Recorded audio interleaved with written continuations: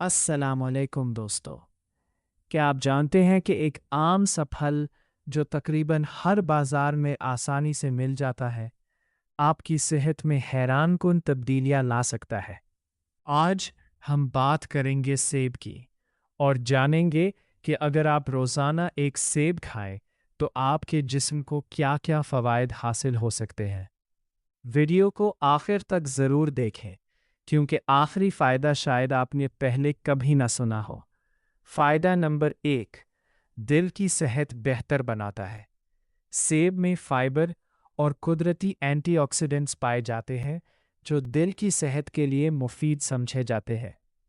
روزانہ سیب کھانے سے جسم میں کولیسٹرول کو متوازن رکھنے میں مدد مل سکتی ہے، جس سے دل زیادہ بہتر طریقے سے کام کرتا ہے۔ فائدہ نمبر 2، نظام ہاضمہ بہتر کرتا ہے۔ اگر آپ کو قبض یا بد ہضمی کی شکایت رہتی ہے تو سیب آپ کے لیے بہترین پھل ثابت ہو سکتا ہے۔ اس میں موجود فائبر آنتوں کی صفائی میں مدد دیتا ہے اور ہاضمہ بہتر بناتا ہے۔ فائدہ نمبر 3، وزن کم کرنے میں مددگار۔ بہت سے لوگ وزن کم کرنے کے لیے مہنگی ڈائٹس استعمال کرتے ہیں، لیکن سیب ایک قدرتی اور آسان انتخاب ہے۔ سیب کھانے سے پیٹ زیادہ دیر تک بھرا محسوس ہوتا ہے، جس سے غیر ضروری کھانے کی خواہش کم ہو سکتی ہے۔ فائدہ نمبر 4، دماغ کو تیز کرتا ہے۔ تحقیقات کے مطابق سیب میں موجود بعض غذائی اجزاء دماغی صحت کو بہتر رکھنے میں مددگار ہو سکتے ہیں۔ طلبہ اور ذہنی کام کرنے والے افراد کے لیے سیب ایک بہترین انتخاب ہے۔ فائدہ نمبر 5، قوت مدافعت مضبوط کرتا ہے۔